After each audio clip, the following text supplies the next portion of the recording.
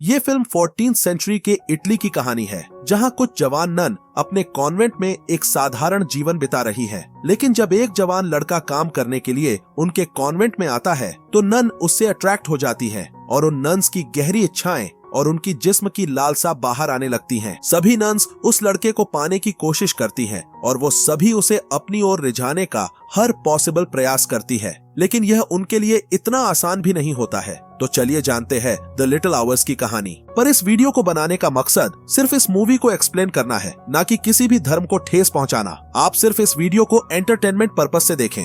तो मूवी की शुरुआत होती है सिस्टर फर्नांडा से, जो अपने गधे को जंगल से पकड़कर वापस कॉन्वेंट ले जा रही होती है। कॉन्वेंट पहुंचकर वो अस्तबल में उस गधे को बांधने लगती है। तभी वहाँ एक दूसरी नन सिस्टर जिनेव्रा आ जाती है और फर्नांडा से पूछती है कि तुम्हारा गधा बार बार जंगल में कैसे भाग जाता है? मैं तो कॉन्वेंट का गेट रोज अच्छे से बंद करती हूँ, ये गधा तो कॉन्वेंट का दरवाजा भी नहीं खोल सकता, और तुम इसे खोजने के लिए रात रात भर कॉन्वेंट से बाहर रहती हो। और क्या तुम्हारे रात भर गायब होने के बारे में मदर मारिया को पता है? इस पर फर्नांडा कहती है कि मुझे नहीं पता ये कैसे भाग जाता है, और तुम मुझसे इतने सवाल मत पूछो। फर्नांडा की आवाज में हल्की नाराजगी होती है। तभी वहाँ से कॉन्वेंट के बगीचे में काम करने वाला माली गुजरता है और मुस्कुराते हुए इन्हें गुड मॉर्निंग कहता है। लेकिन यह सुनते ही फर्नांडा और जिनेव्रा का मूड खराब हो जाता है और दोनों गुस्से में उस माली को बिना वजह बुरी तरह डांटने लगती हैं। वो माली घबराकर सिर झुका लेता है और तेजी से वहाँ से भाग जाता है, जिससे हमें पता चलता है कि इस कॉन्वेंट की नन्स को आदमियों से चिढ़ होती है।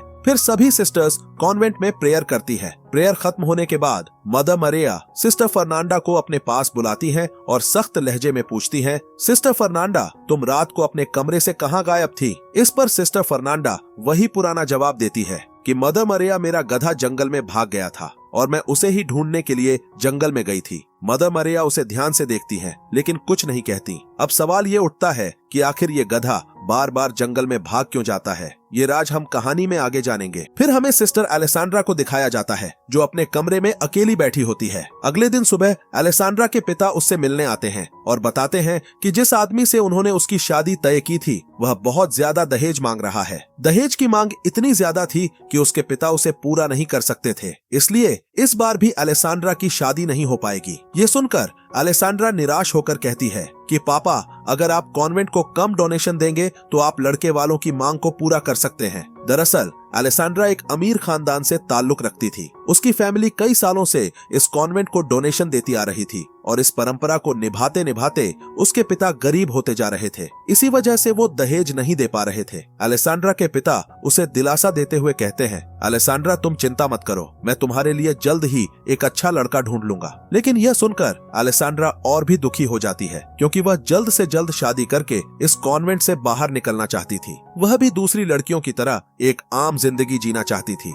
आगे बढ़ने से पहले मैं आप सभी को बेयर एक्सप्लेन हिंदी चैनल को सब्सक्राइब करने के लिए दिल से धन्यवाद कहना चाहता हूँ। इसके बाद तीनों सिस्टर्स आपस में बात करते हुए कॉन्वेंट के कमरे की ओर जा रही होती हैं। तभी उनकी नजर माली पर पड़ती है, जो काम करते करते उनकी तरफ देखकर हल्का सा मुस्कुरा देता है। बस फिर क्या था, यह देखते ही तीनों का गुस्सा भड़क उठता है। वे गुस्से में माली के पास जाती हैं और बिना कोई वजह उसके ऊपर चिल्लाने लगती हैं। बात इतनी बढ़ जाती है कि वे उसे धक्का देने लगती हैं, उसके ऊपर थूक देती हैं और गुस्से में उसके काम करने वाले औजार भी फेंक देती हैं। इसके बाद वो उसे धमकी देते हुए कहती हैं कि अगर तुमने दोबारा हमारी तरफ देखा तो हम तुम्हारा इससे भी बुरा हाल करेंगे। फिर कहानी एक किले में जाती है, जहां लॉर्ड ब्रूनो अपनी पत्नी फ्रांसेस्का के साथ डिनर कर रहा होता है। वह एक्साइटमेंट से अपनी रानी को पैसों और अपनी युद्ध के बारे में बता रहा होता है, लेकिन फ्रांसेस्का को इन बातों में कोई दिलचस्पी नहीं होती। वह अपने पति को नजरअंदाज कर पास खड़े नौकर म्यूसेटो से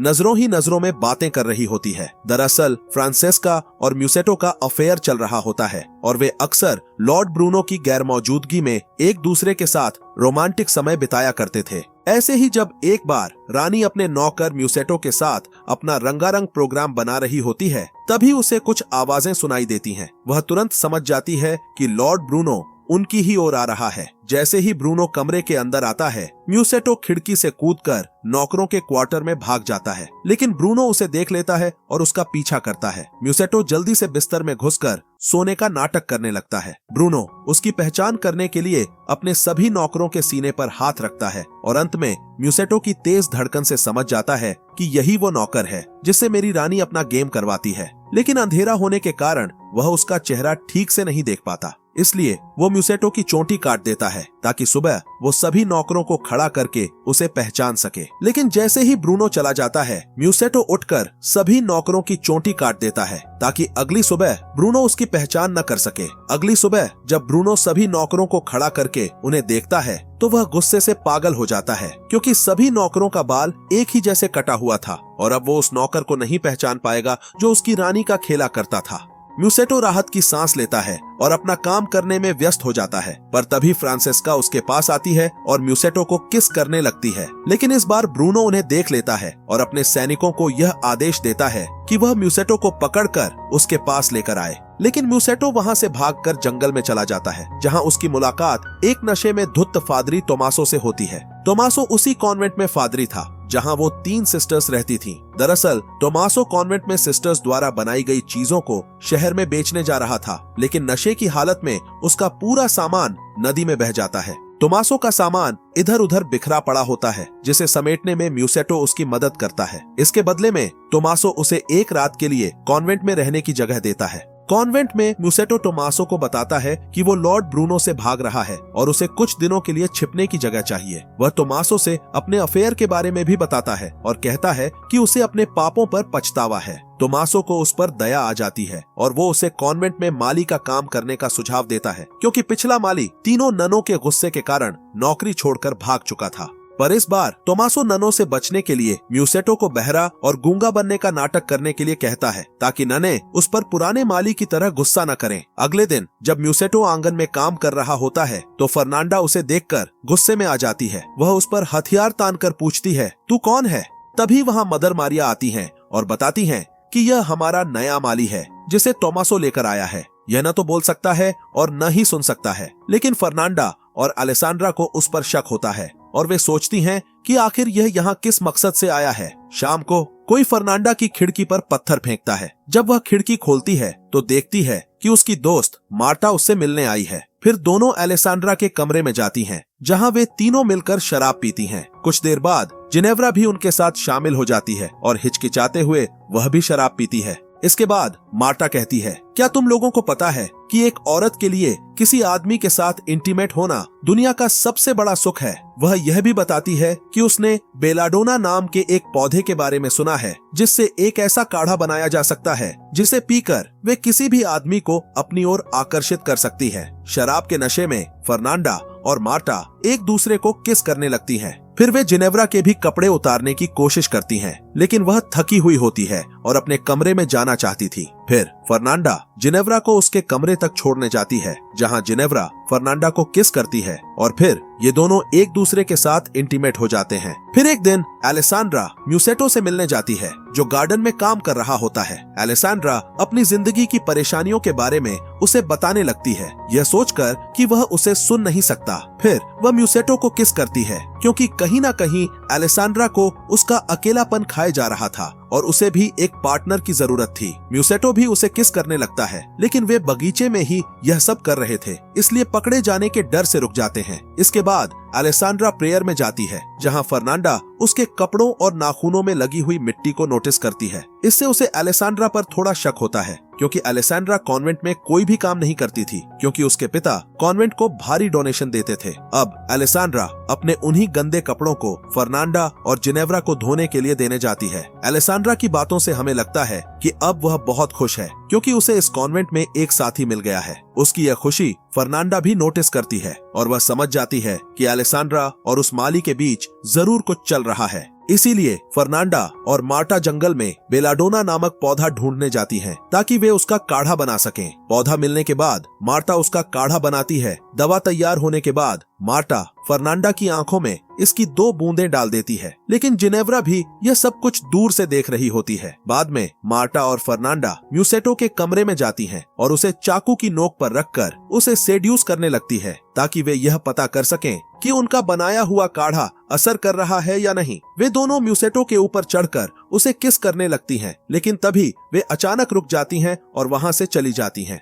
पर तभी उन्हें वहां जिनेव्रा मिलती है और वह फर्नांडा से पूछती है कि उन दोनों के बीच जो कुछ भी पिछली रात हुआ, क्या वह फर्नांडा के लिए मायने रखता है। दरअसल जिनेव्रा को फर्नांडा के लिए फीलिंग आ जाती है, लेकिन फर्नांडा कहती है कि वो नशे में थी और बस मजे कर रही थी, इससे ज्यादा उसके मन में कुछ भी नहीं है। यह सुनकर जिनेव्रा का दिल टूट जाता है, क्योंकि उसने पहली बार किसी के लिए अपने दिल में प्यार महसूस किया था। अगले दिन बिशप बार्टोलोमियो कॉन्वेंट में आते हैं और टोमासो और मारिया उनका स्वागत करते हैं। इस बीच म्यूसेटो चोरी छिपे अलेसांड्रा के कमरे में जाता है और वे दोनों अपनी जिस्म की आग बुझाने लग जाते हैं, लेकिन तभी एक बुजुर्ग नन कमरे में आकर कपड़े सिलने लगती है। वह यह नोटिस नहीं करती कि अलेसांड्रा और म्यूसेटो खेला कर रहे हैं, पर तभी उस बुजुर्ग नन को देखकर म्यूसेटो घबरा जाता है और बोल उठता है। अलेसांड्रा म्यूसेटो को बोलते हुए सुनकर हैरान रह जाती है, लेकिन मामले की गंभीरता को समझते हुए वह जल्दी से खुद को संभालती है और बुजुर्ग नन के साथ बैठकर सिलाई करने लगती है,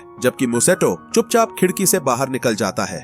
फिर हम देखते हैं कि जिनेव्रा भी वही बेलाडोना नामक पौधे का काढ़ा बनाती है और इसे पी लेती है। इधर अलेसांड्रा को यकीन नहीं हो रहा था कि म्यूसेटो ने बहरा और गूंगा होने का नाटक किया था, इसीलिए वह म्यूसेटो से जवाब मांगती है। तभी जिनेव्रा वहां आ जाती है। उसकी आहट सुनकर अलेसांड्रा जल्दी से दीवार के पीछे छिप जाती है। जिनेव्रा म्यूसेटो को चूमने की कोशिश करती है, लेकिन रुक जाती है और उसे एहसास होता है कि वह समलैंगिक है, यानी उसे सिर्फ लड़कियों के साथ ही खेला करने में मजा आता है। तभी फर्नांडा वहां आ जाती है, जिससे जिनेव्रा भी उसी दीवार के पीछे छिप जाती है। फर्नांडा म्यूसेटो के गले पर चाकू रख देती है, फिर उसके हाथों को बांध देती है और उसकी आंखों पर पट्टी बांधकर उसे अपने साथ ले जाती है। लेकिन अलेसांड्रा और जिनेव्रा फर्नांडा का पीछा करती हैं और उसके पीछे जंगल में पहुंच जाती हैं। वहां जाकर वे लोग कुछ औरतों के एक ग्रुप को देखते हैं जो आग के चारों ओर निर्वस्त्र होकर नाच रही होती हैं। दरअसल ये सभी औरतें चुड़ैल होती हैं, जो कि एक रिचुअल को परफॉर्म कर रही होती हैं। इधर फर्नांडा और मार्टा ने म्यूसेटो को वेदी पर बांध दिया होता है। फर्नांडा उसे मारने वाली होती है, लेकिन तभी जिनेव्रा नशे में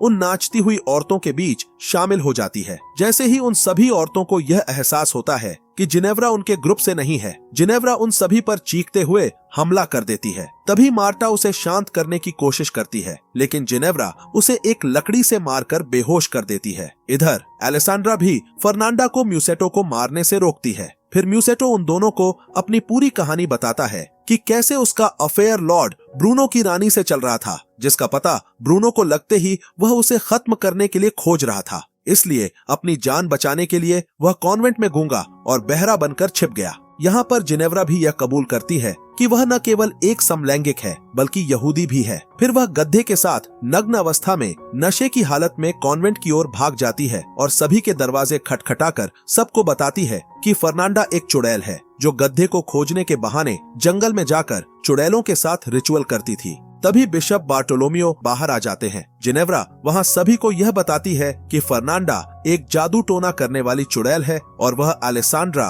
और म्यूसेटो के साथ संबंधों के बारे में भी सभी को बता देती है। गुस्से में अलेसांड्रा भी जिनेव्रा की सच्चाई सबके सामने ला देती है। तभी मारिया और टोमासो एक ही कमरे से बाहर आते हैं, जिससे पता चलता है कि वे दोनों एक दूसरे से प्यार करते थे। यह देखकर बिशप चौंक जाते हैं। अगले दिन बिशप सभी ननों को उनके किए गए पापों की सजा सुनाते हैं और टोमासो से उसकी फादरी की उपाधि छीन ली जाती है और उसे एक मठ में रहने का आदेश दिया जाता है। फिर म्यूसेटो को भी लॉर्ड ब्रूनो के किले में भेज दिया जाता है, जहां उसे कैद कर लिया जाता है। एक दिन तीनों सिस्टर्स फूल चुनने के लिए बगीचे में जाती हैं और एक दूसरे से माफी मांगती हैं, लेकिन वे इस बात को लेकर चिंतित होती हैं कि शायद ब्रूनो ने म्यूसेटो को मार दिया होगा। उधर किले में लॉर्ड ब्रूनो म्यूसेटो को बताता है कि उसने अब दूसरी शादी कर ली है। वह यह भी बताता है कि उसकी पुरानी पत्नी फ्रांसेस्का उसके दुश्मन राज्य की निकली, इसलिए उसने फ्रांसेस्का को एक दीवार में चुनवा दिया। बिशप बार्टोलोमियो से म्यूसेटो को जिंदा रखने का वादा किए जाने के बावजूद ब्रूनो हर दिन उसे सजा देने की योजना बनाता रहता था। एक रात म्यूसेटो के पहरेदार यह देखते हैं